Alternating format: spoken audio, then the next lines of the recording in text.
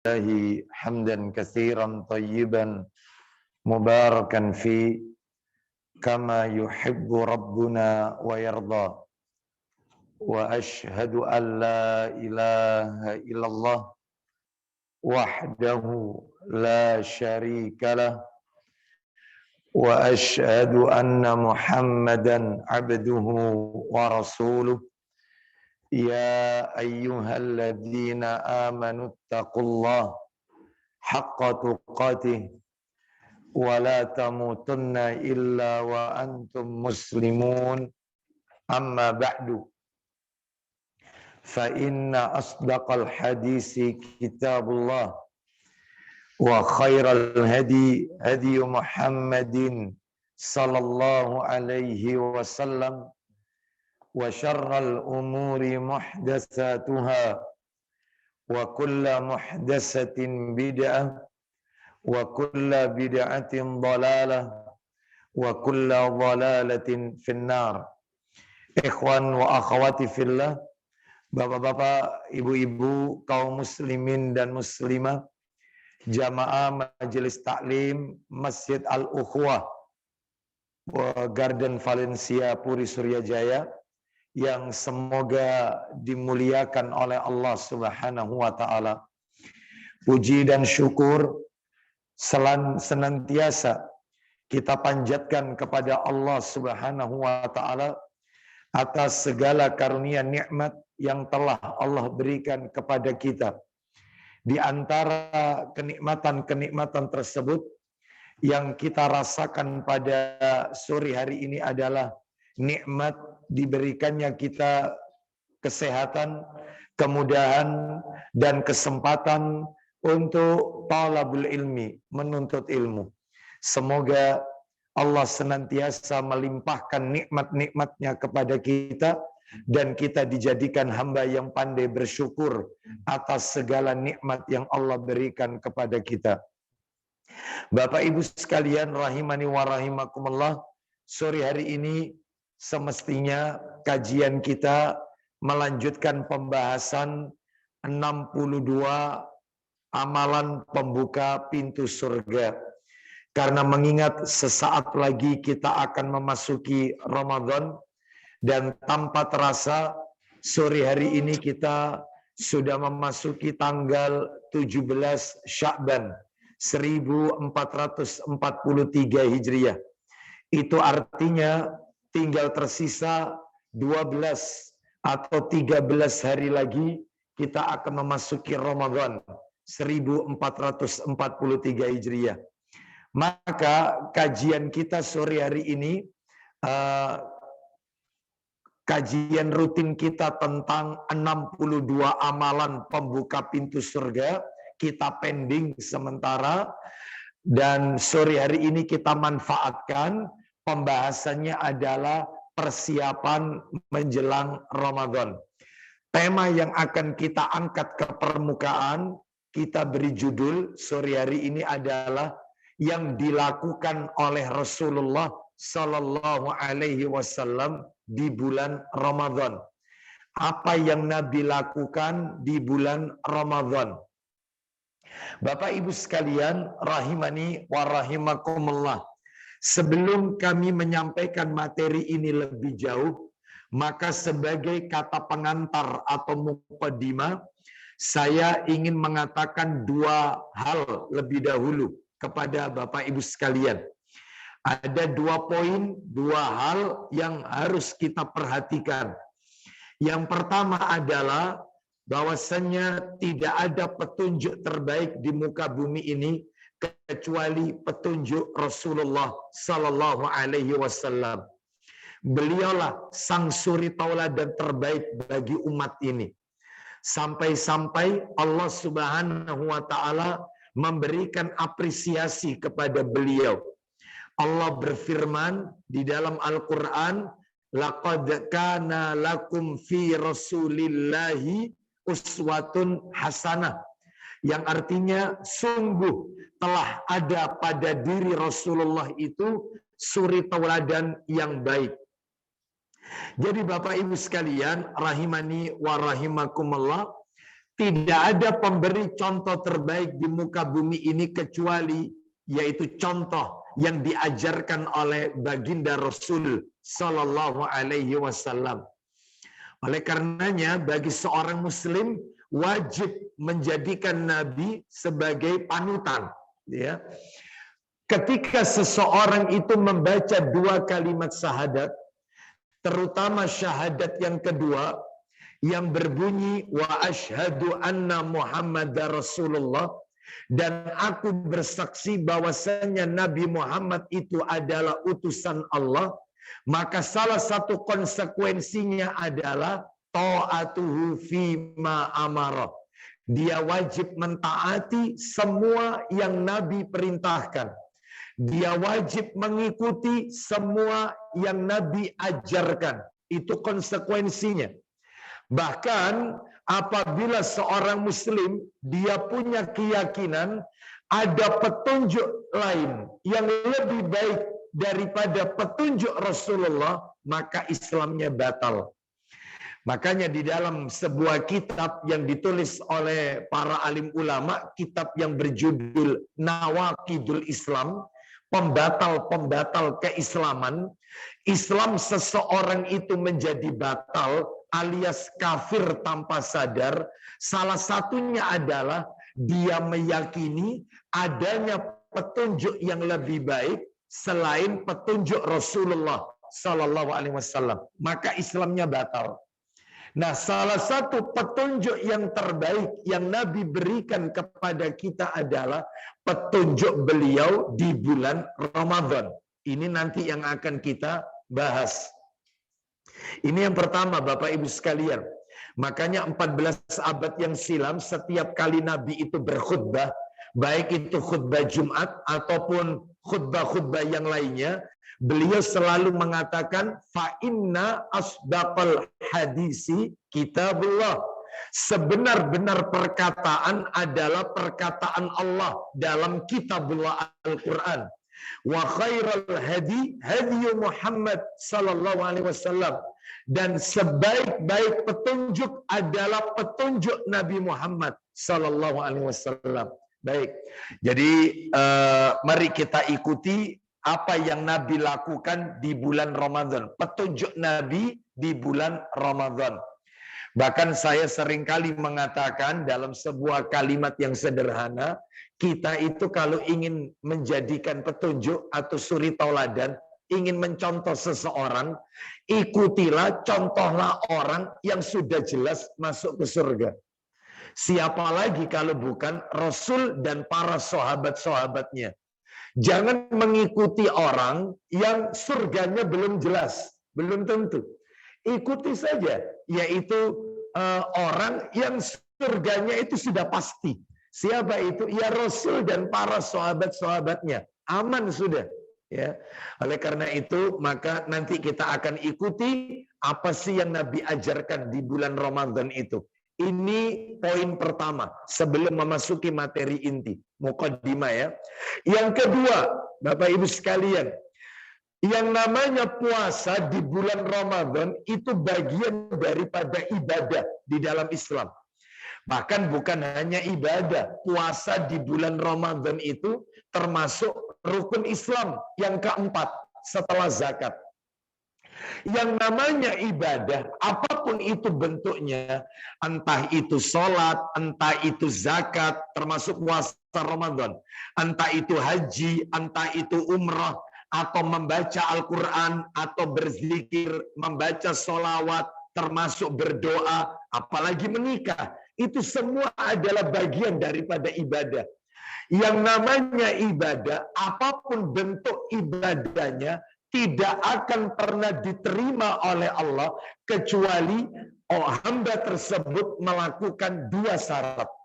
Dua syarat agar ibadah diterima oleh Allah. Dua syarat agar ibadah diridhai oleh Allah. Dua syarat agar ibadah yaitu diterima oleh Allah. Apa itu syaratnya? Yang pertama, Bapak Ibu sekalian, ibadah itu dilakukan harus karena Allah, lillahi ta'ala. Ibadah itu dilakukan bukan karena manusia, tetapi karena Allah Azza wa Jalla. Mana dalilnya? Saya yakin kalau saya bacakan dalilnya, Bapak Ibu bisa meneruskan. Allah berfirman di dalam Al-Quran, suratnya Al-An'am, surat nomor 6, ayatnya 162. Apa kata Allah dalam firman-Nya? Qul inna salati wa nusuki wa mahyaya wa mamati lillahi rabbil alamin. Katakanlah, sesungguhnya salatku, ibadahku, ya, wa nusuki itu kalau di dalam terjemahan depak itu diartikan ibadahku. Tetapi kalau dalam terjemahan kitab tafsir Ibnu Katsir, an-nusuk itu kurbanku. Ya, kurban juga bagian dari ibadah. Sama. Ya, saya ulang. Sesungguhnya salatku, ibadahku, hidup dan matiku adalah untuk Allah, Rabb semesta alam. Makanya ibadah itu harus karena Allah. Orang sholatnya karena pingin dilihat orang, maka sholatnya nggak akan diterima oleh Allah. Orang yang bersodakoh, sodakohnya nilainya kepingin didengarkan oleh orang, pingin diketahui oleh orang, berarti sodakohnya terkena penyakit sum'ah, ingin didengarkan orang. Maka ibadahnya, sodakohnya nggak akan diterima oleh Allah. Makanya ibadah itu harus lillah, tidak boleh linnas. Harus karena Allah, bukan karena manusia. Itu syarat pertama, ibadah kalau ingin diterima. Syarat yang kedua, ibadah itu kalau ingin diterima, diridhai oleh Allah, ibadah itu harus ittiba, muttaba'atur Rasul, mengikuti petunjuk Rasul sallallahu alaihi wasallam. Harus mengikuti petunjuk Rasul. Dalam masalah dunia saja, orang kalau bekerja itu ada SOP-nya, standar operasional, kan gitu ya. Harus ada SOP. Maka beribadah itu juga harus ada SOP-nya. Siapa SOP-nya? Rujukannya apa? Al-Quran dan Sunnah Nabi Sallallahu Alaihi Wasallam dengan pemahaman para sahabat tentunya. Oleh karena itu, mana dalilnya kalau beribadah itu tidak mengikuti petunjuk Nabi, ibadahnya tidak diterima. Coba dibuka Sahih Muslim. Disebutkan di dalam hadis riwayat Muslim nomornya 1700, 1700 dan 1701. Kita dengarkan.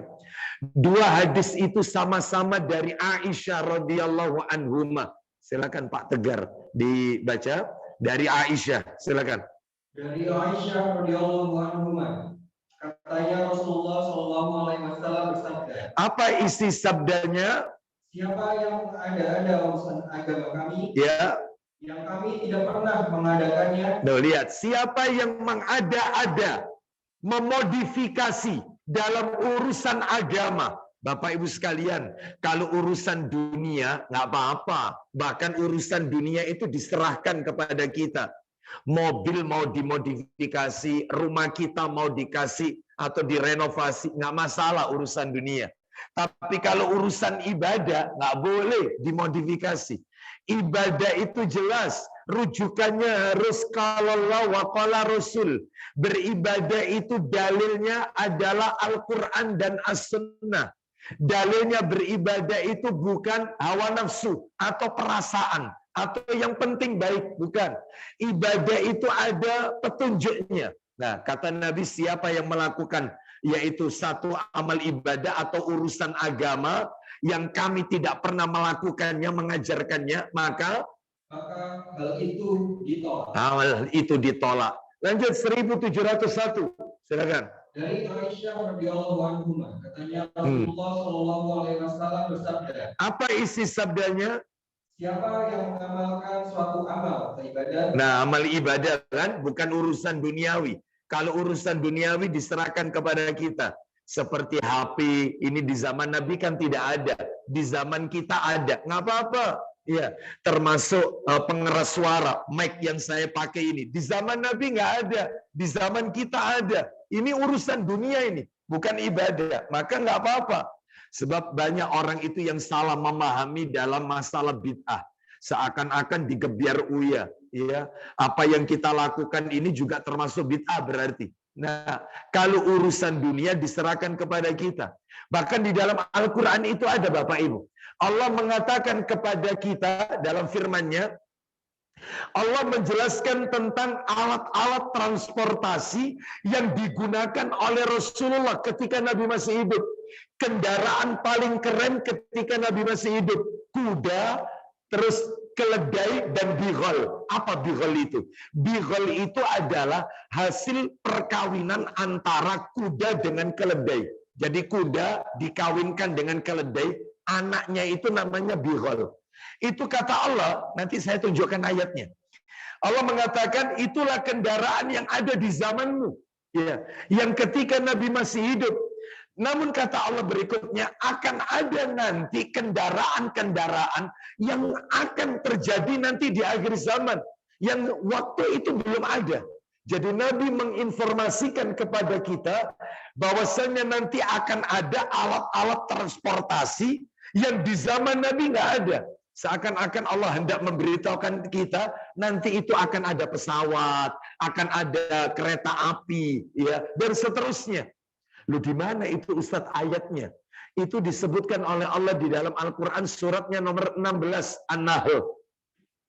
Surat 16 itu surat An-Nahl Bapak Ibu sekalian. Ayatnya adalah ayat yang ke-8. Surat 16 ayatnya ayat 8. Kita dengarkan ya muratalnya. Allah Subhanahu wa taala berfirman surat 16 ayatnya ayat 8.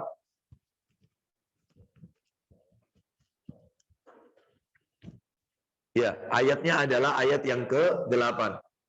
Wal khayla wal bighala wal hamira litarkabuha wa zinah wa yakhluqu ma la ta'lamun.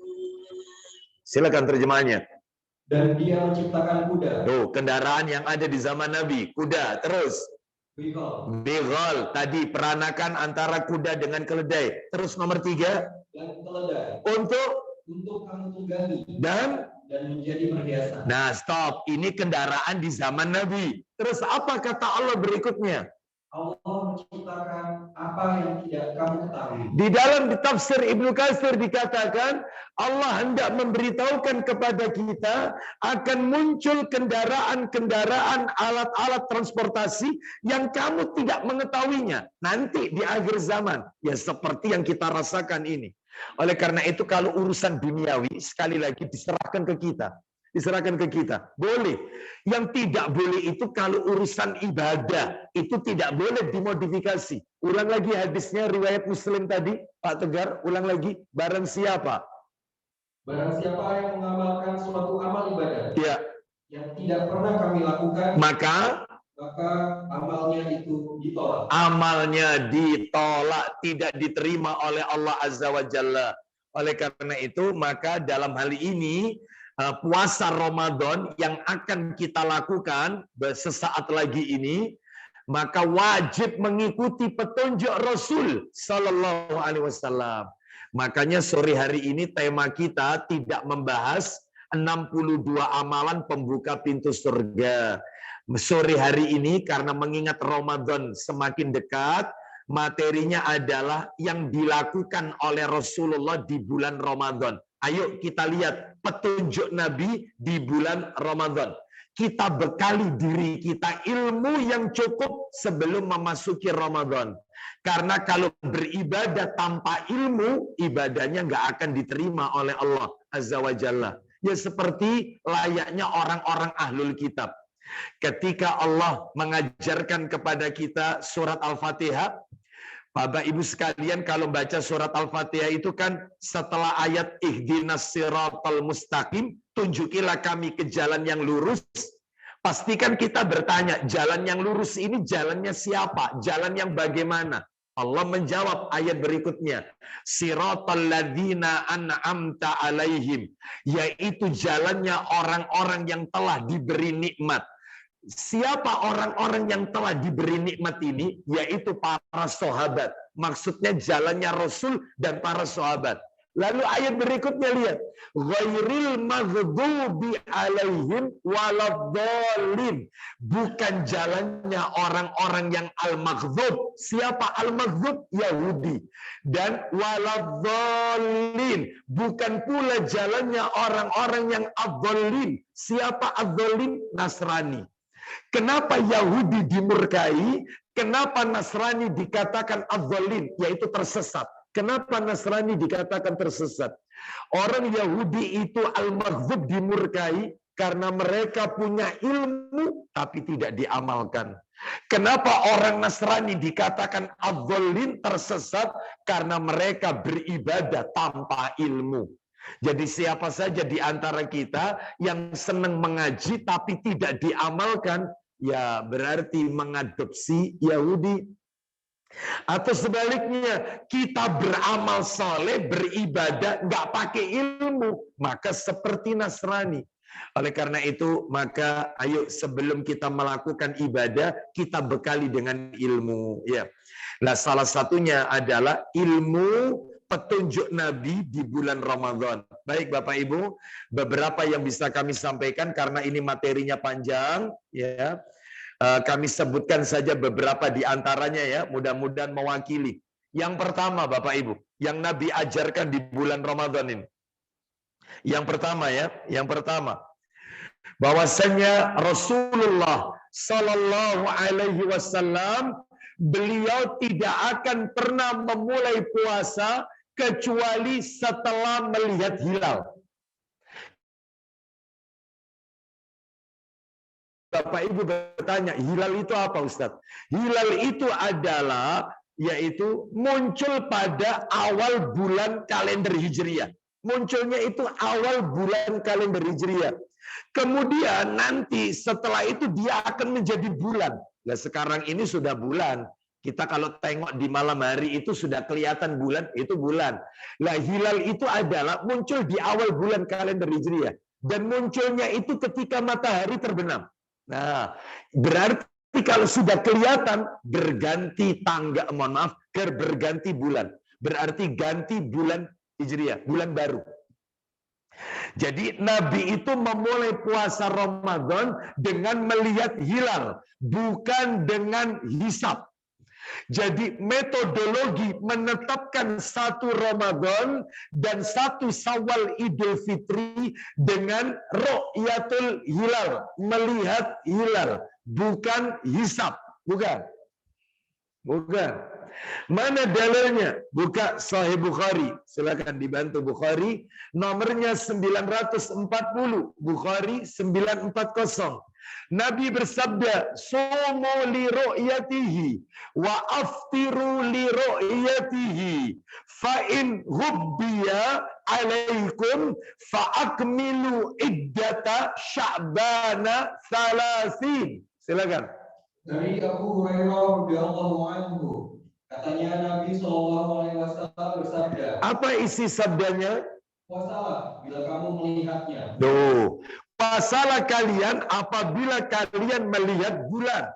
Ya. Terus kemudian lanjut.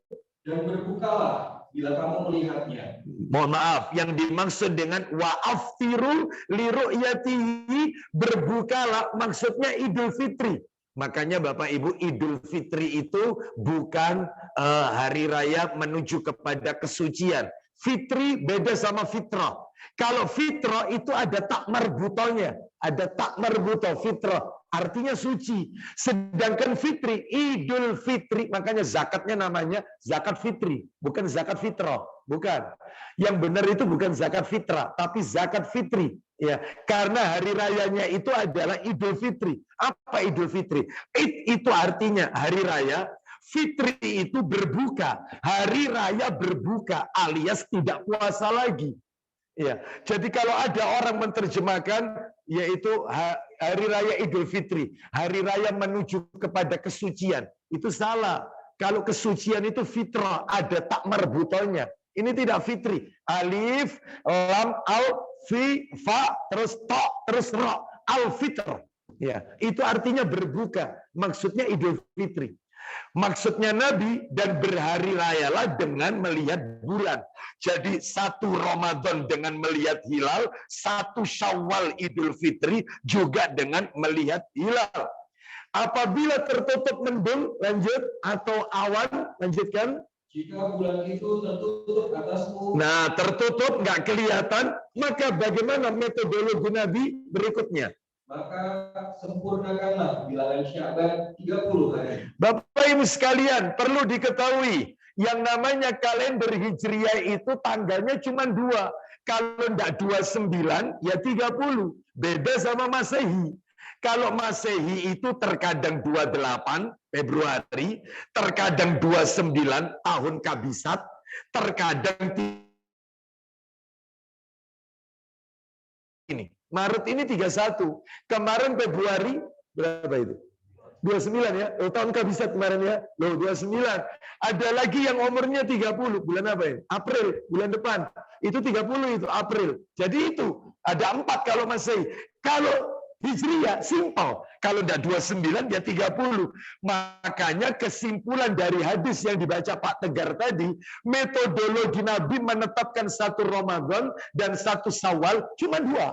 Cuma lihat itu boleh pakai alat teropong, boleh. Tidak harus mata telanjang, boleh dengan alat. Nah, yang kedua kan, ya.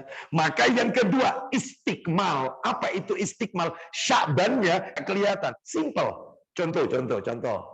Saya lihat nanti 1 April itu bulan depan, 1 April. Itu kalau saya lihat di kalender, itu 29 Sya'ban. 1 April itu 29 Sya'ban. Makanya nanti 1 April itu Indonesia, pemerintah kita akan mengadakan pemantauan. Dilihat. Kalau nanti maghrib itu 1 April, maghrib itu hilal tidak nampak, maka 1 April nggak jadi terawih. Berarti disempurnakan terawihnya tanggal 2 April. Jadi terawih pertama 2 April, puasa sahur kita pertama 3 Aprilnya. Kalau tanggal 1 nggak kelihatan. Tapi kalau nanti 1 April itu maghrib kelihatan, seluruh daerah kawasan di Indonesia, ya Tanjung Kodok dan seterusnya, memberikan laporan kelihatan hilal, kelar. 1 April terawih kita. Berarti sahur kita 2 April. Puasa pertama. Sesuai yang sekarang ini, yang di kalender kita. Makanya begitu aja. Kalau tidak 29, ya 30 hari. Mudah.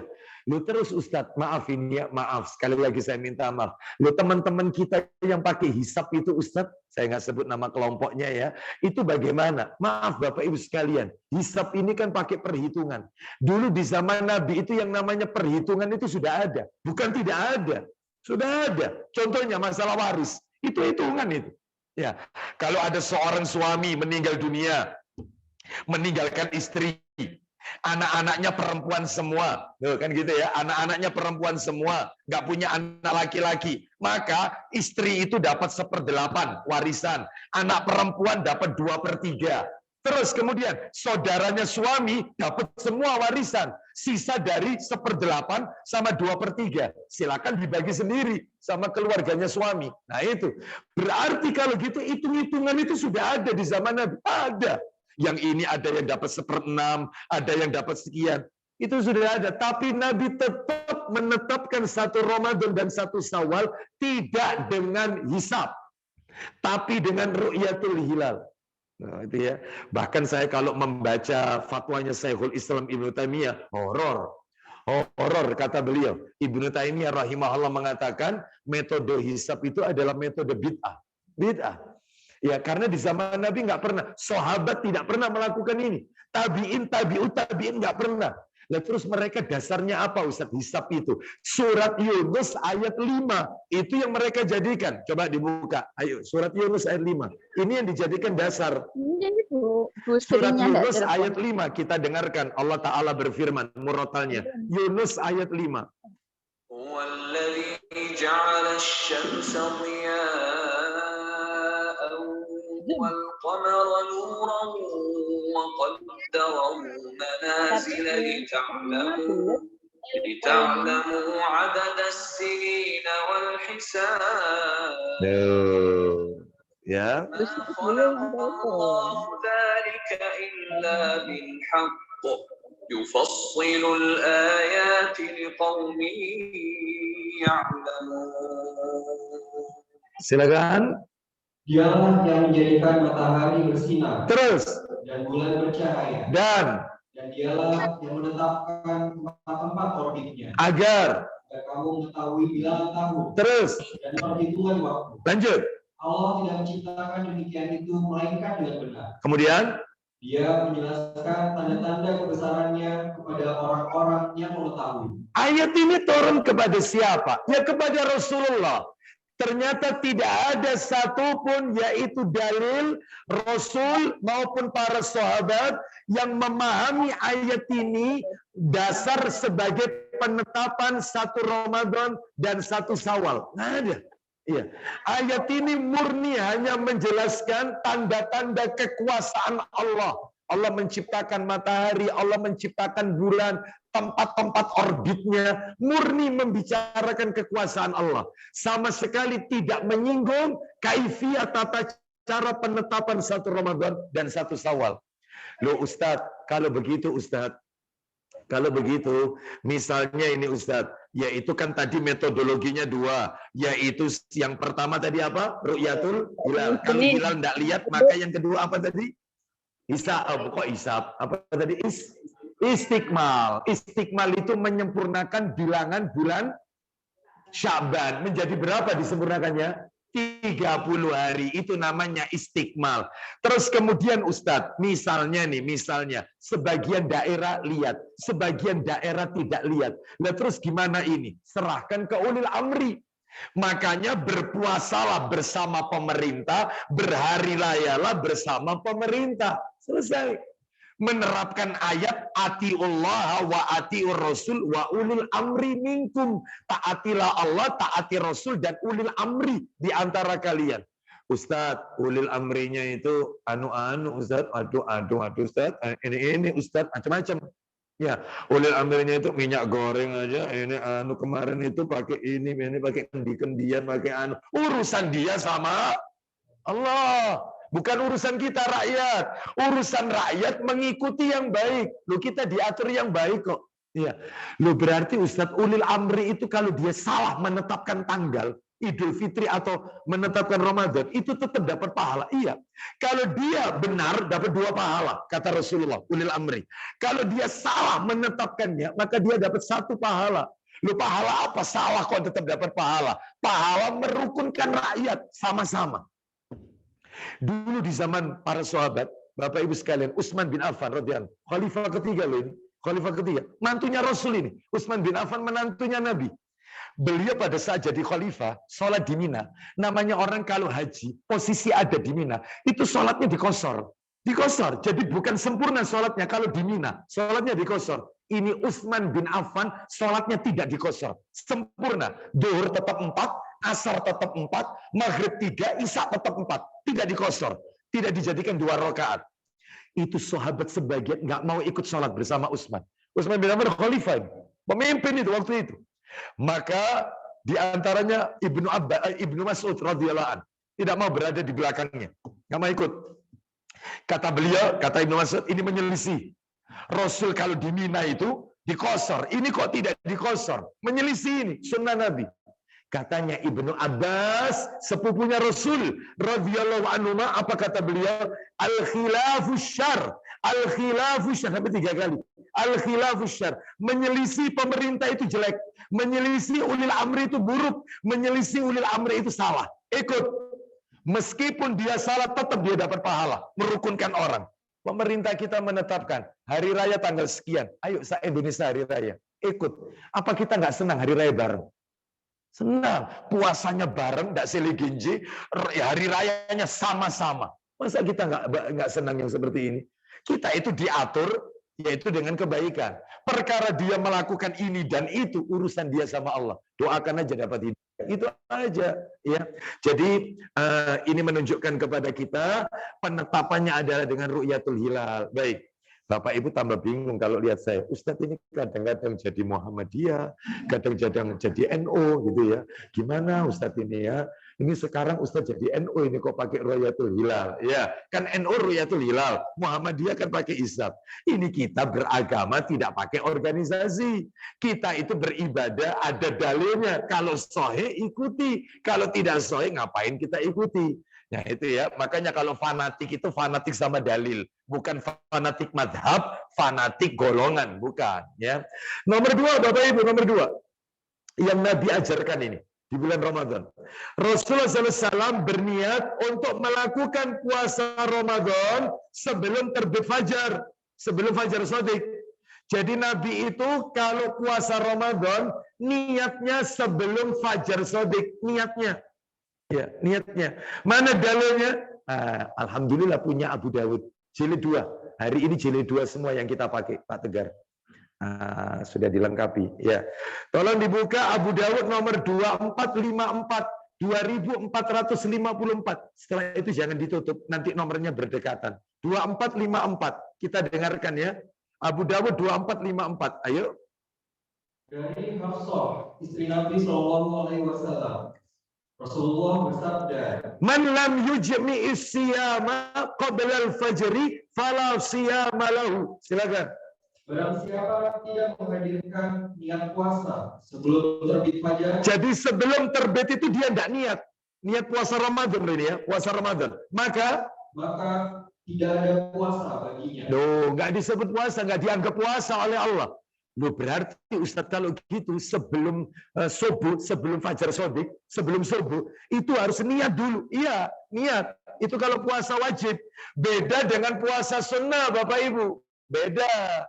Kalau puasa sunnah, Senin Kamis, Ayamul Bid, puasa Asyura, puasa Arafah, ya 6 hari di bulan, pokoknya yang sunnah-sunnah lah. Itu niatnya boleh sewaktu-waktu. Boleh. Contoh, mulai pagi panjenengan nggak makan, nggak minum. Tiba-tiba jam 1 siang mulai terasa lapar, terasa haus.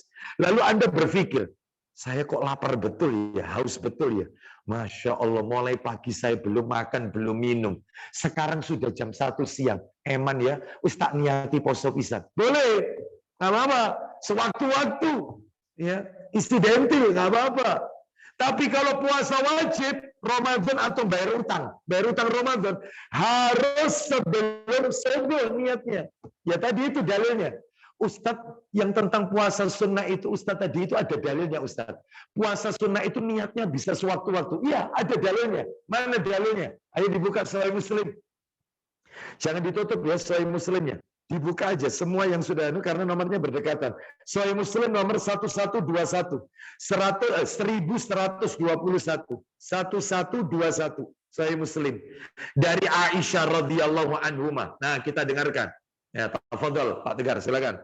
Dari Aisyah radhiyallahu anhuma. Ya. Katanya Rasulullah SAW bersabda. Apa isi sabdanya? Hai Aisyah. Ya. Adakah engkau sedia makanan? Duh, Nabi tanya makanan, berarti Nabi tidak punya niat puasa.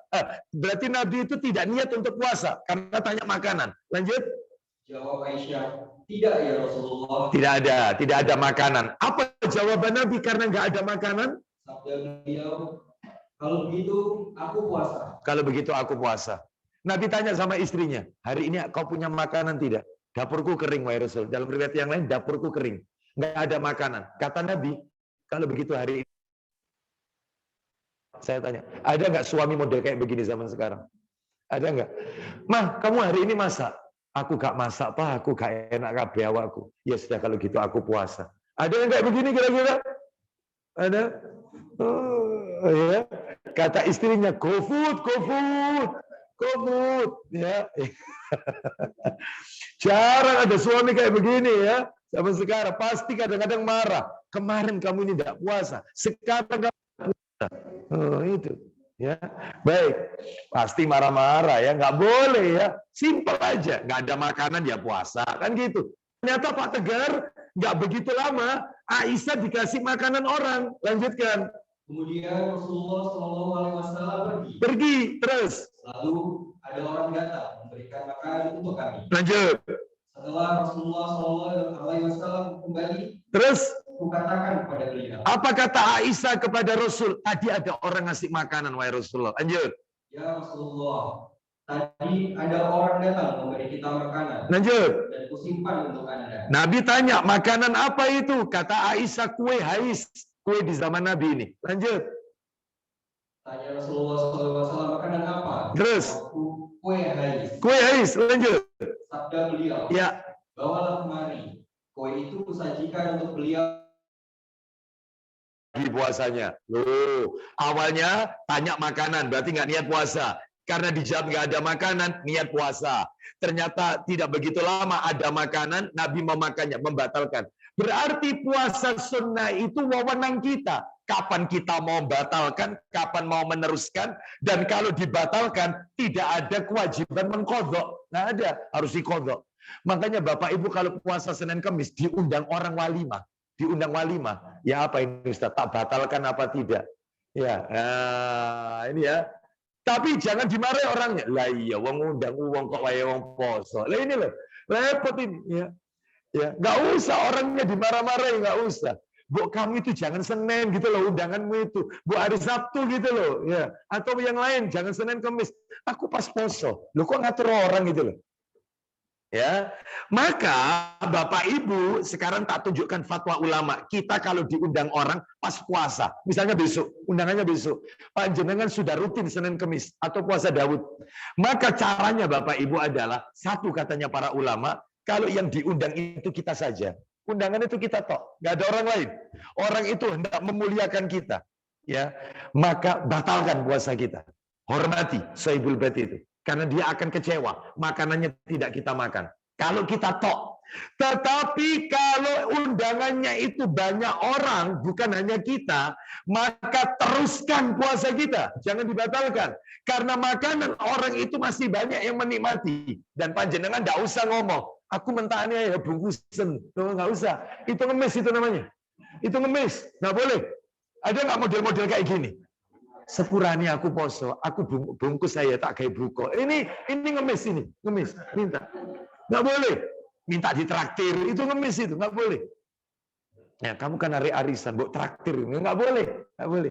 Termasuk ini, aku mentawani aja, ya, mentahani aja, itu ya. Nah, itu Sidoarjo banget itu ya. Baik, nggak boleh ya, nggak boleh ya. Jadi kalau dikasih, alhamdulillah, nggak dikasih ya sudah selesai, bukan rezeki kita. Tapi kita datang mendoakan mereka supaya hajatnya berkah, itu intinya. Terus Bapak Ibu, masih nomor 2 ini, masih nomor 2. Tadi saya singgung masalah niat. Yang namanya niat itu Bapak Ibu, pekerjaannya hati. Pekerjaannya hati, bukan pekerjaannya lisan. Maka tidak perlu diucapkan niat puasa itu. Tidak perlu kita mengucapkan nawaitu shoma ghadin an adai fardi syahri, ya, Ramadana hadihi sanati fardu, kan gitu ya. Ustaz kok apal? Dulu ya, dulu. Ya, sebelah rumah masjid soalnya. Selalu gitu, habis terawih mesti begitu, habis terawih. Ya. Nawaitu shoma ghadin an adai fardi syahri Ramadana. Bapak Ibu, niat itu di dalam hati, dan Nabi tidak mengajarkan kepada kita lafaz-lafaz tertentu dalam membaca niat puasa. Nggak ada lafaznya. Sehingga cukup. Caranya gimana Ustadz? Niat ini gimana? Ya dengan kita sahur, itu berarti kita sudah niat puasa. Seperti itu. Ustadz saya tanya, boleh enggak niatnya itu diucapkan sekali di awal bulan untuk sebulan penuh? Jadi awal Ramadan terawih pertama dalam hati dimantapkan. Ya Allah, aku niat puasa Ramadan sebulan penuh. Tahun ini ya Allah. Sebulan penuh. Jadi enggak tiap hari niatnya. Sekali tapi untuk sebulan. Boleh, enggak apa-apa. Boleh.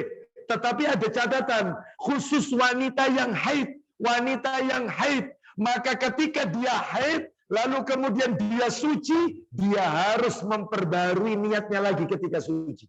Diperbarui lagi, karena kepotong soalnya. Jadi dia kan niat sampai akhir bulan, tidak tahunya di tengah-tengah dia haid, halangan.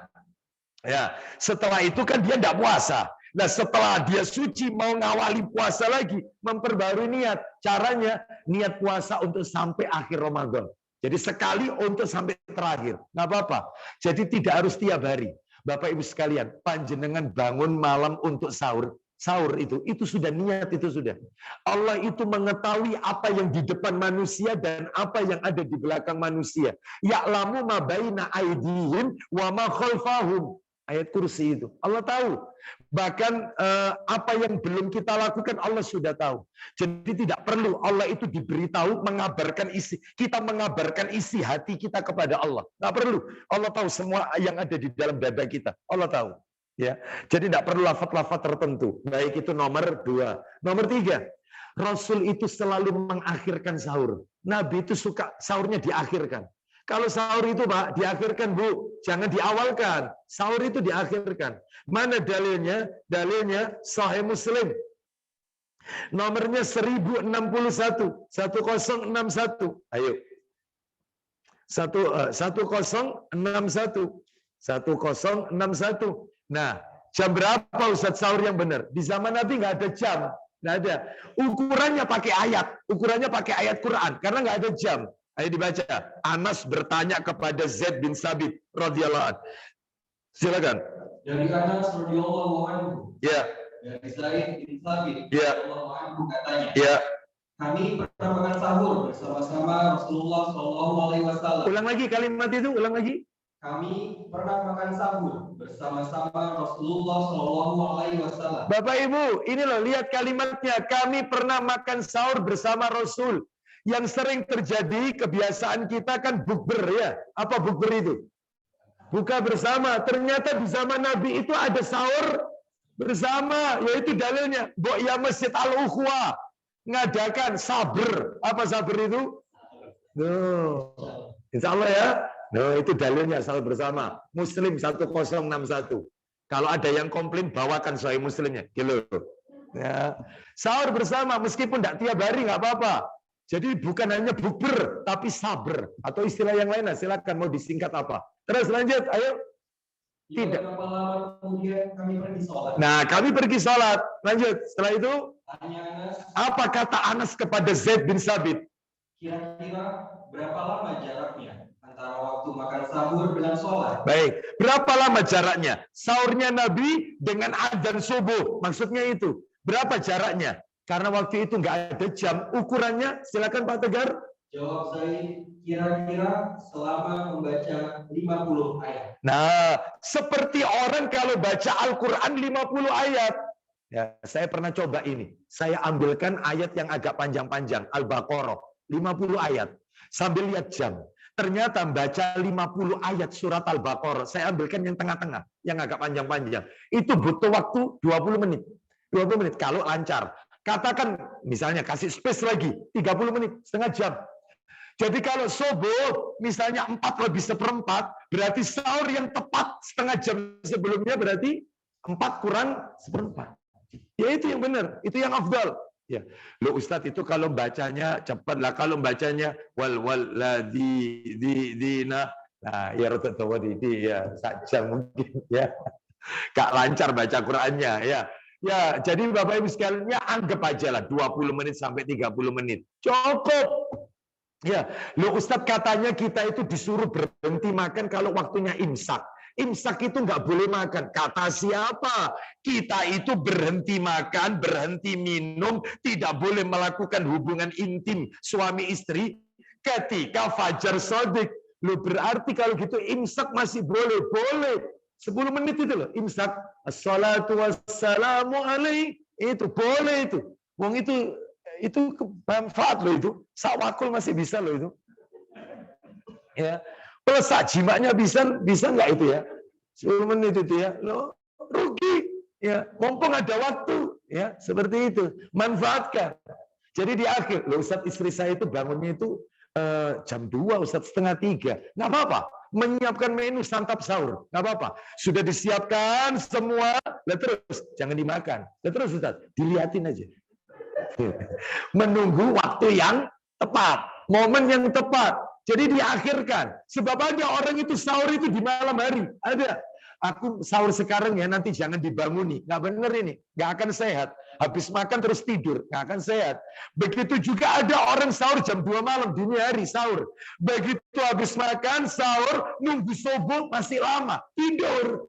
Akhirnya subuhnya keringan, kesiangan. Nah ini salah lagi. Nah, oleh karena itu Bapak Ibu, makanya Rasul itu mengajari yang tepat sudah.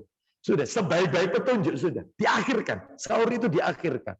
Itu nomor 3. Nomor 4. Rasulullah Sallallahu Alaihi Wasallam ketika sahur memakan tamar, dalam kurung kurma kering. Tamar itu kurma kering. Kurma kering. Ya, kurma kering. Bapak Ibu sekalian harus tahu ya, saya tidak membahas jenis kurma. Jenis kurma itu macam-macam Bapak Ibu. Jenis kurma itu ada 200 jenis. Kurma itu jenisnya ada 200. Ada yang mejol, ada yang ajwa, ada yang rutop, ada yang barari ya. Kurma Madinah saja macamnya banyak, belum Mekah, belum Palestina, belum Spanyol, Eropa, belum Tunisia. Banyak 200 jenis, belum Eropa. Banyak. Ya, saya tidak bahas itu. Yang saya bahas intinya kurma itu mulai dari dia tumbuh sampai jadi kurma, intinya dibagi 3. Kurma itu ada 3 macam pembagiannya. Yang pertama namanya buser. Apa buser itu? Masih mentis-mentis, ijo-ijo, kecil-kecil itu. Itu kalau dimakan sepet, rasanya kayak sawo kecil.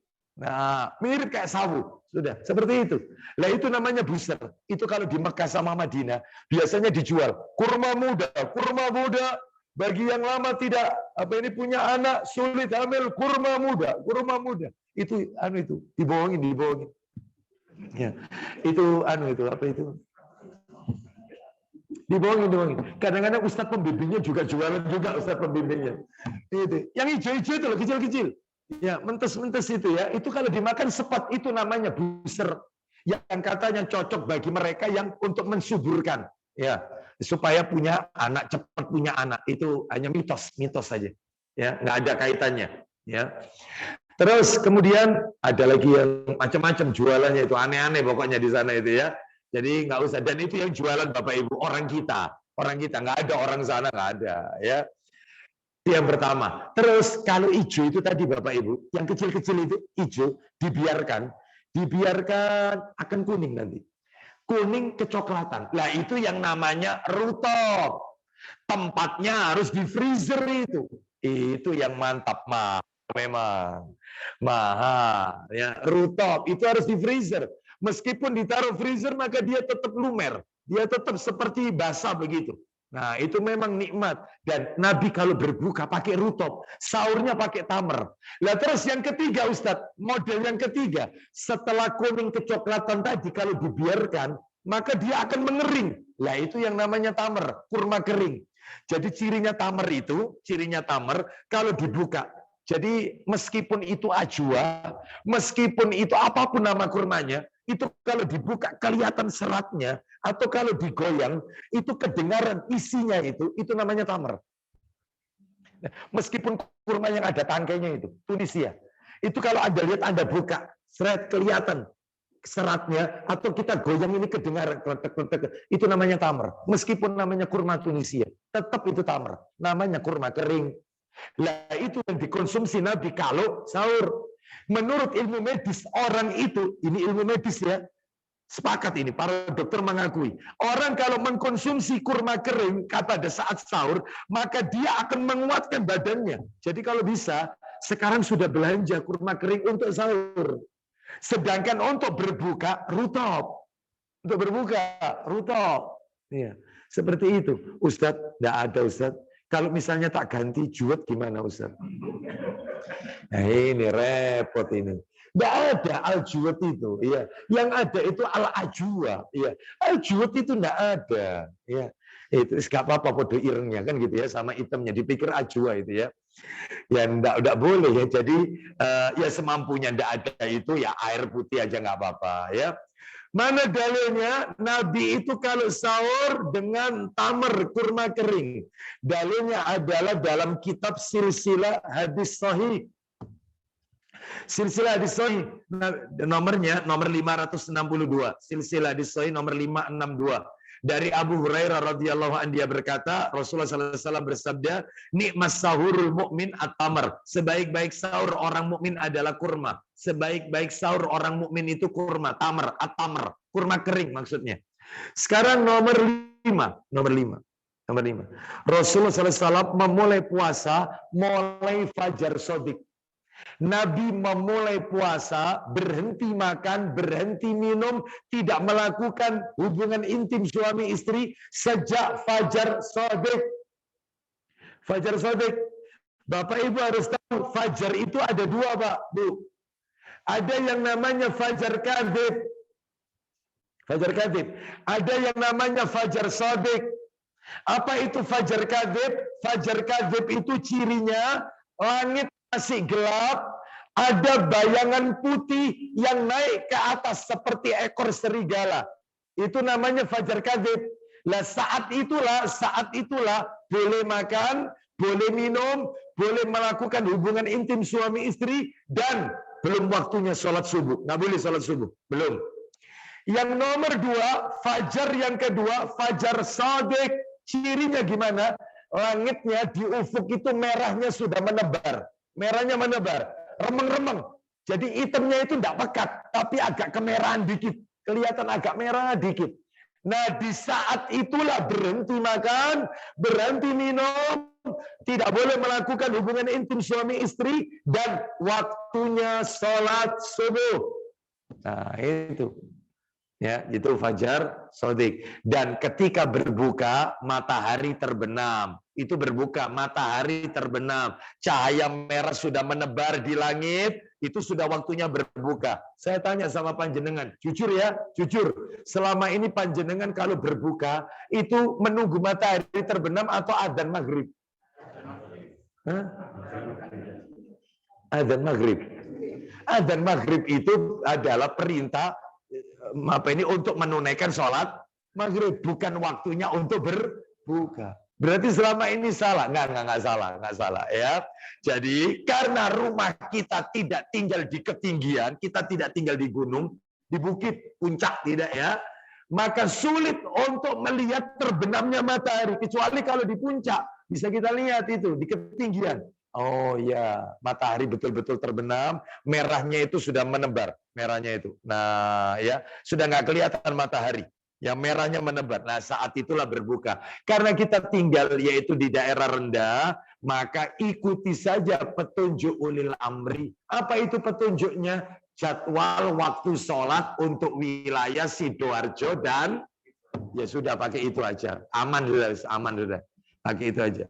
Ikuti ulil amri. Memang Bapak Ibu, jujur ya, kalau mau jujur ini, jadwal sholat subuh di negeri terlalu dini, terlalu cepat, sedangkan sholat maghrib itu terlalu diundurkan karena memakai sistem kehati-hatian. Kehati-hatian. Ya, kehati-hatian. Jadi subuh itu terlalu awal. Perhatikan Bapak Ibu, perhatikan. Anda lihat subuh jam berapa? 4 lebih berapa, itu Bapak Ibu sekalian tambahkan 7 menit atau 6 menit setelahnya, lihat keluar, langit itu sudah merah. Ketika adzan, langit itu masih gelap. Masih gelap. Begitu Anda tambahkan 7 menit, itu sudah mulai remeng-remeng, sudah kelihatan. Ufuk itu sudah kelihatan ada merahnya dikit. Masuk itu sebenarnya, terlalu awal, subuh. Lah kalau maghrib, terlalu itu. Terlalu diundur.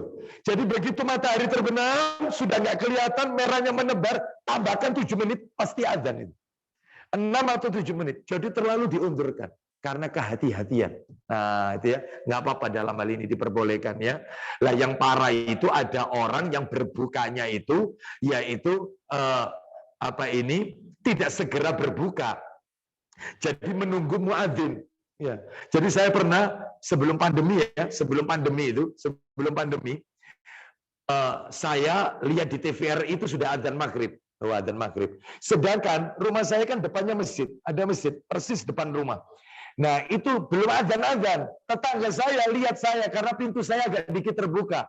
Pak Ustadz, Assalamualaikum, Waalaikumsalam. Loh Pak Ustadz kok sudah berbuka? Lah sudah, TV TVRI sudah adzan kok. Loh masjid depan sampai cek. Ternyata dicek muadzinnya itu minum duluan. Astaga, ya makan OT-OT dulu. Sampai baru muadzin. Baru dia adzan. Oh, itu dimaki-maki marah ini tetangga saya. Kurang ajar, wong sak kampung ini kontak kon buka di sini. Loh ini terjadi, ya ini akibatnya. Ya, makanya kalau kita sudah mendengar adzan, apalagi yakin bisa matahari, maka nggak apa-apa langsung berbuka ya. Wallah alam bisa. Nggak usah pakai menunggu ya. Termasuk ibu-ibu waktu itu. Tanya, Ustadz, perempuan itu Ustadz, ketika hari Jumat, sholat duhurnya, itu pas adzan Jumat langsung sholat atau nunggu suami pulang? Ya langsung aja, adzan langsung sholat. Jangan nunggu suami. Kalau pulang lah, kalau nggak pulang suaminya. Sampai asar, adzan asar nggak sholat. Loh ibu nggak sholat, suami belum pulang Tat. Iya, sampai maghrib, loh ibu belum sholat asar, belum maghrib, suami belum pulang, ternyata ke rumah istri kedua. Loh, iya ini, ya ini. Gara-garanya ini ya, makanya adzan aja. Ustadz ini mesti nyerempet ini katanya ibu. Kita lanjutkan, ya yang keberapa sekarang? 6. Loh, dalilnya nomor 5 belum. Memulai puasa mulai terbit fajar shodiq. Dalilnya Al-Baqarah ayat 187. Al-Baqarah ayat 187. Nanti dibaca sendiri. Nomor 6. Rasulullah pernah mengguyurkan air ke atas kepalanya karena ingin mengusir rasa dahaga dan panasnya sengatan matahari. Pernah. Jadi kalau kemarau, ya nanti ini Ramadan kayaknya kemarau ini panas ya. Nah itu ya kelihatannya begitu. Maka kalau panas nggak apa-apa, mandi bolak-balik nggak apa-apa. Ustadz renang, boleh renang. Nggak apa-apa. Selama air itu tidak masuk salah satu dari 3 lubang. Lubang mulut, lubang hidung, dan mohon maaf, yaitu lubang bagian belakang kita, yaitu dubur. Selama air itu tidak masuk, maka nggak apa-apa. Ya, termasuk lubang telinga dalam hal ini. Selama tidak masuk dan tertelan nggak apa-apa. Jadi ini pernah dilakukan Nabi untuk menghilangkan, mengusir rasa dahaga dan panasnya sengatan matahari. Ya, mana dalilnya? Ayo Abu Dawud nomor 2365. Abu Dawud nomor 2365. Baca. Abu Bakar bin Abdurrahman. Abu Bakar bin Abdurrahman. Silakan. Dari Abu Bakar bin Abdurrahman, sahabat Nabi, ia berkata, Ya. dalam suatu bepergian Nabi, yaitu hari menaklukkan kota Mekah, aku melihat beliau memerintahkan orang-orang agar berbuka. Ya, agar berbuka. Terus? Lalu beliau bersabda, ya silakan. Kuatkanlah kalian dalam menghadapi musuh. Ya, terus? Sedangkan beliau sendiri berpuasa. Beliau sendiri puasa, teruskan. Abu Bakar berkata, salah seorang bercerita kepadaku, aku melihat Rasulullah berada di puncak, sedang menyiramkan air ke atas kepala beliau. Nah, terus? Sementara beliau sedang berpuasa. Untuk apa beliau lakukan itu? Sebagai peredam rasa haus dan panas. Nah, seperti itu. Ya boleh. Jadi panjenengan boleh, nggak apa-apa. Jam 8 pagi masuk kamar mandi, kum-kum. Keluarnya asar. Insya Allah biru itu nanti, insya Allah. Ya, itu ya. Jadi nggak apa-apa. Ya untuk bahkan kalau di Mekah itu kalau sudah Ramadan kan panas luar biasa. Itu banyak jamaah itu yang sapu tangan atau apa dibasahi dengan air zam-zam lalu ditempelkan ke kepalanya. Boleh, nggak apa-apa. Ya, bahkan Bapak Ibu sekalian untuk menghilangkan rasa haus atau lapar yang sangat itu ada dan itu tidak mengurangi pahala puasa kita, tidak mengurangi. Dengan cara apa? Tisu atau sapu tangan kita semprotkan parfum. Ya. Terus kita hirup terus. Parfum itu kita hirup. Hilang itu. Hilang. Hausnya, laparnya akan hilang. Itu tidak mengurangi pahala puasa. Nggak apa-apa. Boleh. Ya, seperti itu. Termasuk hal-hal yang sifatnya kontemporer. Puasa vaksin. Nggak apa-apa. Uang obat itu yang dimasukkan. Nggak apa-apa. Orang puasa memakai obat semprot yang disemprotkan ke mulut. Semacam bronchodilator. Seperti obat Berotek atau yang sejenisnya, semprotkan, nggak apa-apa, nggak batal puasanya. Injeksi suntik nggak batal, infus tergantung. Kalau cairan yang dimasukkan infus itu suplemen makanan batal. Tapi kalau yang dimasukkan itu murni obat, maka nggak apa-apa, nggak membatalkan. Sebab ada orang itu diinfus, dia nggak makan, nggak minum, tapi kuat, merasa kenyang karena yang dimasukkan itu makanan adalah. Ya. Makanan batal, seperti itu. Obat tetes telinga nggak batal, obat tetes mata nggak batal. Ya, kalau wudhu berkumur bagaimana? Nggak apa-apa, seperti itu. Ketika masak, ya mencicipi masakan nggak apa-apa, boleh, asalkan lidah bagian ujung, yang paling ujung, seperti itu. Setelah itu ditumpahkan, boleh. Yang nggak boleh itu adalah misalnya sak centong pakai kumur kumur, kuah, rawon. Oh ini. Waduh, ya saja itu. Waduh, kumur rawon. Nah ini hebat. Ya, ini nggak boleh Bapak Ibu sekalian. Ya, kumur kok soto. Ya, nggak boleh. Ya, Bapak Ibu sekalian. Nah, terus kalau pakai obat kumur, Ustaz, obat kumur katanya para ulama kalau dilakukan di pagi hari, obat kumur pewangi mulut nggak apa-apa di pagi hari. Tapi kalau setelah zuhur hindari. Setelah zuhur karena hukumnya makruh katanya ulama. Kalau setelah zuhur hindari. Allah a'lam bishawab. Gosok gigi nggak apa-apa, asalkan jangan tertelan ya. Baik, sebab ada pemahaman sampai wudhu itu kumur dihindari. Jadi wudhu itu nggak pakai berkumur. Khawatir nanti ada masih sisa air itu melekat. Ya Allah. Ya, yang seperti ini nggak boleh ya. Justru wudhunya nggak sah nggak pakai berkumur. Yang dilarang itu adalah istinsyak, menghirup air ke hidung ketika berkumur. Itu nggak boleh terlalu kencang sehingga nanti air itu akan tertelan. Maka cukup bagian luarnya saja yang dibasahi ketika istinsyak. Nggak boleh dihirup terlalu kencang. Nah, itu betul ada dalilnya. Tapi kalau tidak boleh berkumur, waduh. Menyelisih ini tentunya menyelisih perbuatan Nabi Shallallahu Alaihi Wasallam. Ya, ya, Ustadz menghilangkan sisa makanan waktu sahur di gigi. Apa itu namanya? Yang menyangkut di gigi. Boleh tidak Ustadz? Ya boleh, tapi tertelat. Ya nggak apa-apa, rezeki, alhamdulillah. Ya nggak apa-apa. Ya, asal jangan dicari-cari, kemudian sudah dikeluarkan, ditelan. Aduh, nah ini eman Ustadz, jangan. Lumayan untuk mengenyangkan. Di mana kenyangnya ini? Ya, bahkan sahur di eman-eman. Ya, sahur dikumpulkan. Ya Allah, ya. Astagfirullahaladzim. Kita lanjutkan. Nomor berapa sekarang? 7. Rasulullah SAW pernah berbekam ketika sedang puasa. Jadi boleh saat puasa bekam, hijamah. Boleh. Makanya orang puasa donor darah itu nggak apa-apa. Dengan syarat ketika donor darah dia tidak semakin lemas. Kalau dia lemes, semakin lemas, ya kan ada orang itu lihat darah lemes, ada. Atau semakin ingin membatalkan, maka hukumnya makruh, bahkan bisa jadi haram. Boleh. Tapi kalau dia ketika donor darah itu tidak lemas, ya maka dia masih kuat, maka hukumnya boleh. Sebab ada orang itu lihat darah saja pusing. Ya. Saya ini kalau lihat darah begitu merah, aduh pusing sudah bawaannya. Makanya kalau begitu check up ya, ambil darah itu saya nggak mau lihat sudah. Kenapa? Pusing seperti itu. Makanya dalam yang kayak begini, maka jangan donor darah ya. Karena nanti akan berakibat fatal. Mana dalilnya? Bukhari. Sahih Bukhari nomor 961. Ya, Bukhari 961. Bukhari 961. Makanya lihat istri melahirkan, ya disuruh masuk sama dokternya. Karena apa? Karena harus ada mahramnya. Dokternya ngaji soalnya, ya. Dokternya ngaji, harus ada mahramnya di dalam. Waduh, gimana ini ya cara ya? Karena apa? Karena nggak kuat kalau lihat seperti ini. Jadi boleh donor darah, intinya boleh. Dalilnya Bukhari 961. Bukhari 961. Silakan.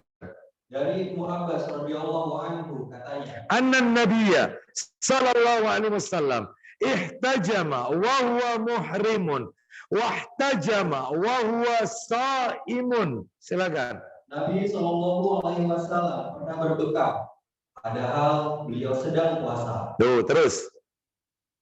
Sudah selesai ya, padahal beliau sedang. Padahal itu arti yang benar adalah Nabi pernah berbekam ketika beliau sedang berikhram dan pernah berbekam juga ketika beliau sedang berpuasa. Itu terjemahan yang lengkap. Kita lanjutkan sekarang yang nomor 8.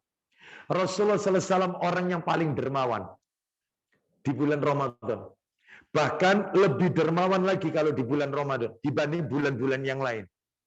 Ya, bahkan diibaratkan seperti angin kencang yang berhembus. Gencar sodakonya Nabi itu. Kalau Ramadan itu gencar sodakonya.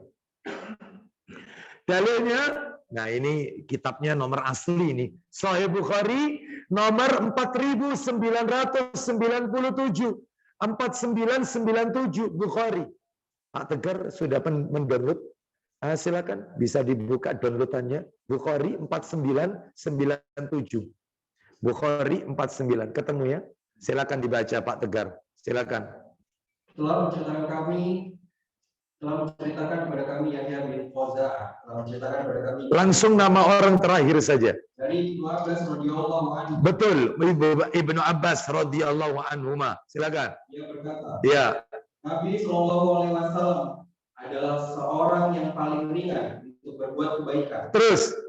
Dan paling dermawan lagi pada bulan Ramadan. Nah, itu ya, paling dermawan. Sampai di situ ditahan dulu, jangan dimatikan HP-nya. Kita lanjutkan nomor 9, ada kaitannya soalnya. Dalilnya jadi satu ini. Nomor 9, Rasulullah sallallahu alaihi wasallam ya selalu bertadarus Al-Qur'an di bulan Ramadan. Terus hatam bolak-balik. Sehari sekali terus. Ya, hatamkan bolak-balik. Bertadarus Quran di bulan Ramadan. Mana dalilnya? Lanjutkan yang tadi Pak Tegar. Bukhari 4997. Yang tadi belum kelar. Lanjutkan. Silakan. Ya. Sebab Jibril. Ya, betul. Mulai dari situ. Sebab Jibril menemuinya pada setiap malam dalam bulan Ramadan. Terus. Hingga ia berbaring.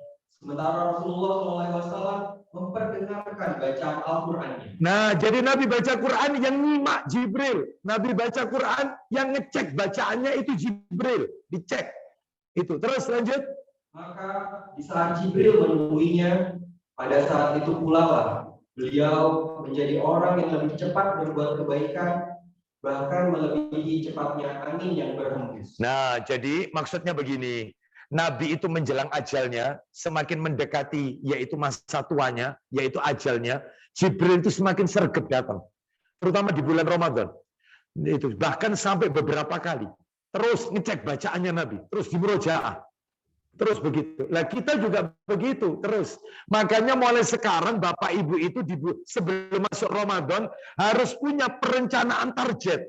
Meskipun ini sifatnya teknis tapi menentukan. Mulai sekarang harus ditulis, harus direncanakan. Contohnya, nanti Ramadan tahun ini saya hatam 3 kali. Ditulis.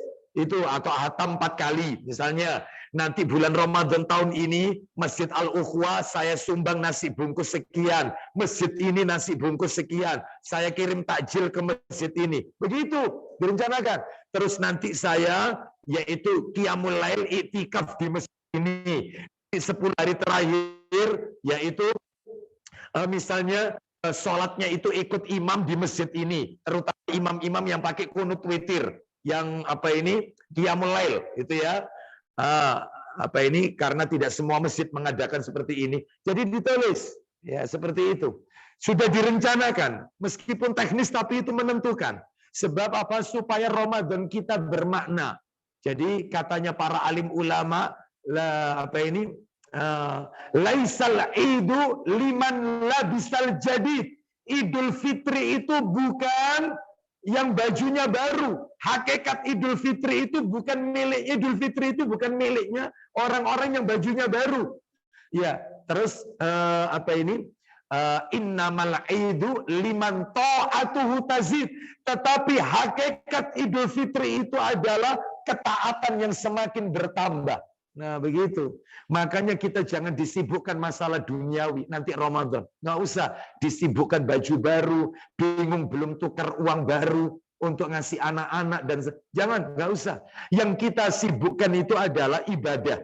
Yang dipikirkan itu adalah kegelisahan kita. Ya Allah, apakah ini Ramadan saya yang terakhir ya Allah? Jangan-jangan ini Ramadan saya yang terakhir. Nah itu. Ya, jadi nggak usah bingung ribut masalah duniawi, nggak usah ribut masalah mudik, karena Idul Fitri itu tidak identik mudik, ya seperti itu.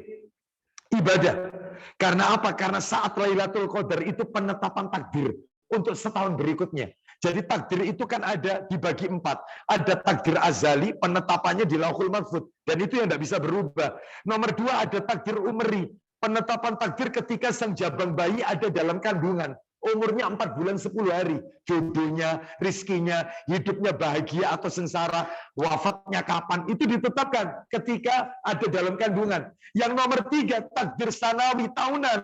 Setiap tahun kapan? Ya saat Lailatul Qadar. 10 hari terakhir, malam-malam ganjil. Allah mengatakan dalam surat Al-Qadar, Tanazzalul malaikatu warruhu fiha biidzni rabbihim min kulli amr. Malaikat Jibril turun, seluruh malaikat turun menetapkan urusan manusia sampai ke tahun depannya. Semuanya ditulis, jodohnya orang ini sampai tahun depan gimana, anaknya orang ini, usahanya orang ini, umurnya orang ini ketemu nggak sampai tahun depan. Itu ditetapkan. Dan yang terakhir, yang keempat, takdir yaumi, takdir harian. Itu ada di surat Ar-Rahman ayat 29. Tiap hari Allah menetapkan takdirnya. Allah mengangkat derajat, Allah menyelamatkan kaum muslimin yang tertimpa musibah, dan seterusnya. Lah yang bisa berubah yang mana Ustadz? Nomor 2 sampai nomor 4 itu bisa berubah. Dan perubahan itu semua sudah tertulis yang nomor 1, takdir azali. Perubahan saat penetapannya. Ya, makanya penetapan takdir ini jangan kita buat waktu itu dengan hal-hal yang sia-sia. Biasanya kalau sudah 10 hari terakhir mendekati Idul Fitri, itu mal-mal itu diskonnya tambah besar apa tambah kecil? Tambah besar ya. Ya, kurang ajar yang punya mal ini ya, tambah besar. Sehingga karena diskon tambah besar, jamaah itu ternyata di masjid-masjid yaitu alhamdulillah mengalami kemajuan. Softnya maju, bukan mundur. Kemana jamaahnya? Nah, ke mall. Waktunya terawih ke mall. Salah. Waktunya tadarus Quran, waktunya itikaf ke mall. Keliru. Ya. Baik, kita lanjutkan. Sekarang yang nomor berapa? 10 terakhir saya tutup. Mestinya ada 20 ini Bapak Ibu. 10. Yang ke-10 adalah Rasulullah SAW sangat memperhatikan keluarganya. Hal ini terlihat betapa seringnya Nabi mencium dan bercumbu. Bukan menjimak loh ya. Mencium bukan hanya mencium, bercumbu. Dicumbu istrinya, tapi tidak dijimak. Dicumbui, tapi tidak dijimak. Maaf ya, ini ilmu, bukan sesuatu yang tabu. Ya, itu diperbolehkan. Ya, jadi Bapak Ibu katanya para ulama boleh mencumbu istri saat puasa, sekalipun sampai keluar madi. Keluar madi. Madi itu keluar sebelum mani. Madi itu keluar karena ada pasangan. Itu ya. Tapi kalau keluar mani batal puasanya. Kalau keluar madi karena terangsang, maka ini nggak apa-apa, dan tidak mengurangi pahala puasa. Nabi mengajarkan itu boleh, asalkan kita mau menahan hawa nafsu kita ya. Mana dalilnya? Ayo dibuka Sahih Muslim 1078. 1078 Muslim 1078. Silakan. Dari Aisyah dan Salamah radhiyallahu anhuma. Iya. 2 orang istri Rasulullah Shallallahu Alaihi Wasallam. Iya. Keduanya berkata, silakan.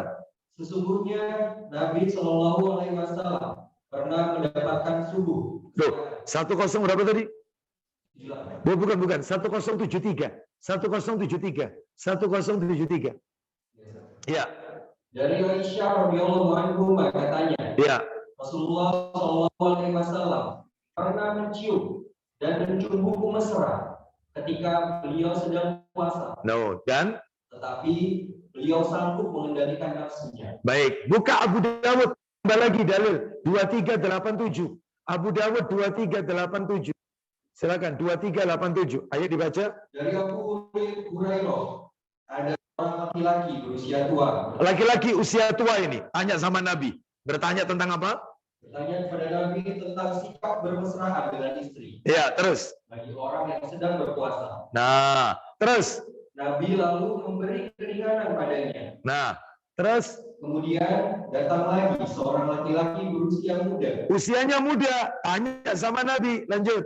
Yang menanyakan hal yang sama. Ya. Namun ternyata Nabi melarangnya. Sehingga kesimpulannya. Jadi yang diberi keringanan adalah orang tua. Sedangkan yang dilarang adalah anak muda. Tuh, ya. Orang tua boleh, Pak. Boleh. Ya. Ya. Kalau anak muda hindari. Usia berapa usia tua itu? Ya. Usia 60 katanya. Ibu sendiri yang jawab. Ya. Baik, jadi katanya para alim ulama, 0 lahir sampai 15 tahun itu disebut anak. 15 sampai 25 itu disebut remaja. 25 sampai 40 disebut pemuda. 40 sampai 55 itu disebut dewasa, usia matang. 55 ke atas tua. Sudah. Panjenengan usia berapa sekarang? Muda ya. Nah, ya seperti itu ya.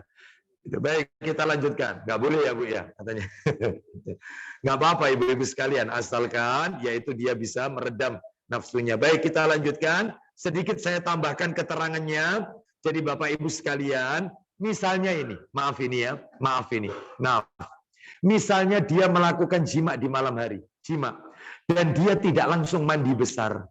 Mandi besarnya ternyata setelah adzan subuh. Apakah puasanya sah? Sah. Sah. Termasuk wanita yang suci malam hari, tapi dia tidak langsung mandi besar. Mandinya itu setelah adzan subuh. Nggak apa-apa, sah. Yang tidak boleh itu kalau jimaknya setelah adzan subuh. Nah, itu batal. Ya, batal ya. Atau sucinya setelah adzan subuh, batal ya. Makanya bagi Bapak Ibu misalnya setelah melakukan jima lalu tidak langsung mandi besar, ternyata masih menyiapkan menu santap sahur, nanti mandinya itu adalah setelah adzan subuh, nggak apa-apa, teruskan puasa. Yang penting dalam hal ini jima itu dilakukan sebelum adzan subuh. Paham sampai di sini? Baik, demikian yang bisa kami sampaikan. Dan saya tambahkan satu lagi tentang doa buka puasa yang banyak terjadi kesalahan. Tolong dibuka doa buka puasa Abu Dawud 2357. 2357. Abu Dawud 2357. Di dalam hadis ini juga menjelaskan tentang bagi mereka yang jenggotnya panjang, ingin merapikan. Dengarkan baik-baik yang dilakukan oleh Ibnu Umar. Ayo baca 2357. Dari Marwan bin Salim Al-Muqaffa, ia berkata, ya, aku melihat Ibnu Umar menggenggam jenggotnya. Ibnu Umar menggenggam jenggotnya, terus lalu memotong jenggot yang melebihi genggaman telapak tangannya. Nah itu kalau ingin dirapikan boleh, tapi jambang tetap nggak boleh ditipiskan, biarkan. Cuman panjangnya itu aja. Kalau kepingin dipendekkan, yaitu batasnya 1 genggaman. Nah itu dipotong. Terus kan, lanjut. Ia berkata, ya, Rasulullah Shallallahu Alaihi Wasallam ketika berbuka pernah bersabda. Nah ini doanya, doa buka puasa. Saya bacakan siap satu persatu artinya Pak Tegar. Dahabat doma'u. Rasa haus telah hilang. Ya, apa ini? Wabtalatil uruq. Dan kerongkongan telah basah. Wasabatal ajru. Pahala pun telah tetap. Insya Allah. Insya Allah. Dahabat doma'u telah hilang rasa haus. Wabtalatil uruq telah basah kerongkongan. Kalau lihat artinya berarti doa ini dibaca setelah setelah berbuka, habis minum, habis makan, baru baca doa itu. Lah terus ngawalinya, ya cukup bismillah. Bismillah, baru setelah itu kita minum, kita makan kurma, setelah itu baca doanya. Dahabat doma wa batalatil uruq wasabatal ajru insyaallah. Demikian Bapak Ibu sekalian yang bisa kami sampaikan.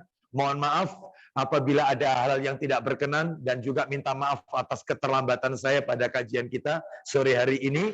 Insya Allah kita akan sambung lagi. Ramadan libur ya? Ada ya? Nah, nanti diinfokan berikutnya ya. Baik, kalau memang ada nanti kita akan lanjutkan materi-materi kita. Insya Allah. Baik, demikian. Mudah-mudahan Allah pertemukan kita dengan Ramadan di tahun ini. Mudah-mudahan Allah tidak menjadikan Ramadan tahun ini sebagai Ramadan yang terakhir bagi kita, tetapi Allah masih memberikan kesempatan kepada kita untuk menikmati indahnya Lailatul Qadar di masa-masa yang akan datang. Kita tutup wassallallahu ala nabiyyina wa ala alihi washabihi wasallam. Subhanakallahumma wa bihamdika asyhadu an la ilaha illa anta astaghfiruka wa atubu ilaik. Wa akhiru da'wana anil hamdulillahi rabbil alamin. Assalamualaikum warahmatullahi wabarakatuh.